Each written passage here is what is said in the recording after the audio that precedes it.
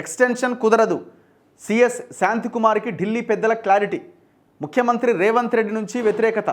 గులాబీతో సన్నిహితంగా ఉంటున్నారు అని ఆమెపైన ఫిర్యాదులు. గతంలోనే రాజీనామా చేయాలనే సంకేతాలు. లాబింగ్తో పదవిలో కొనసాగిందట. ఈమె మియాపూర్ కుంభకోణం భూ కుంభకోణంలో ఈమె ఇన్వాల్వ్మెంట్ ఉందని చాలా పెద్ద ఎత్తున ఈమె మీద అలిగేషన్స్ వచ్చినాయి.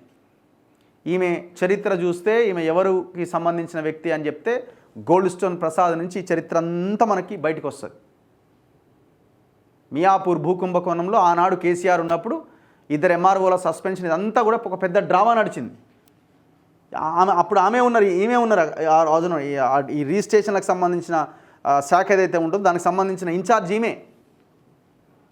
మరి ఇప్పుడు కాంగ్రెస్ ఎవరు ఆపిరు ఆమె పదవిని ఆమె ఆ పదవి నుంచి చూడబీకకుండా? ఇప్పుడు గుర్తొచ్చిందా కేసీఆర్తో మాట్లాడుతున్నారని?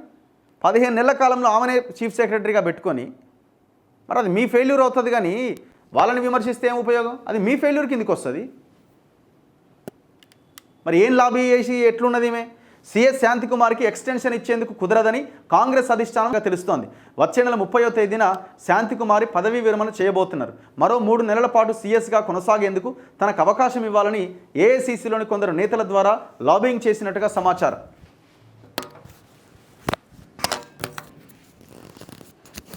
ఓకేనా?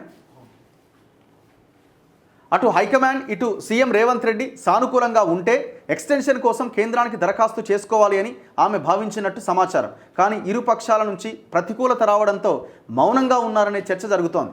గతంలోనే తప్పుకోవాలి అని సంకేతారట. బీఆర్ఎస్ హయాంలో సీఎస్ పదవీ యోగం దక్కిన శాంతికుమారికి కాంగ్రెస్ అధికారంలోకి వచ్చిన తర్వాత కూడా అదే పదవిలో కొనసాగుతున్నారు. సుమారు 10 నెలల క్రితం ఆమె పనితీరు పైన పెద్ద ఎత్తున అధిష్టానానికి ఫిర్యాదులు వెళ్ళినట్లు అప్పట్లో ప్రచారం జరిగింది. గులాబీ లీడర్లతో సన్నిహితంగా ఉంటున్నారని, ప్రభుత్వంలోని కీలక సమాచారాన్ని ఆ పార్టీ నేతలకు చేరవేస్తున్నారనే ఆరోపణలు వచ్చాయి. దీంతో శాంతికుమార్ని తప్పించడం కంటే సిఎస్ పదవికి స్వయంగా రాజీనామా చేయాలనే సంకేతాలు పంపినట్టుగా సమాచారం. ఇదే అంశాన్ని ఓ ప్రభుత్వ సలహాదారు ఒక సందర్భంలో సిఎస్ ప్రస్తావించినట్టుగా తెలిసింది.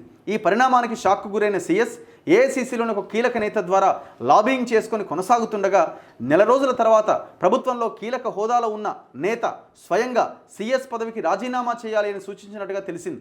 అయితే తన కుటుంబంలో ఒక శుభకార్యం ఉందని అది పూర్తయ్యే వరకు ఆ పదవిలో కొనసాగేందుకు అవకాశం ఇవ్వాలని ప్రాధేయపడగా సదరు కీలక నేత తన నిర్ణయాన్ని మార్చుకున్నట్టు పార్టీ వర్గాల్లో ప్రచారం జరుగుతున్నది. నేను అడుగుతున్నా, మియాపూర్ భూకుంభకోణం ఏమైంది?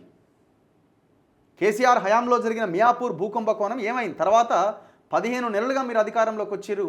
ఈమె మీద కూడా అలిగేషన్స్ ఉన్నాయి. ఎట్లా కొనసాగించారు మరి మీరు? దాని మీద ఎంక్వైరీ ఏమైంది? గోల్డ్ స్టోన్ ప్రసాద్ ఎక్కడ పోయిండు?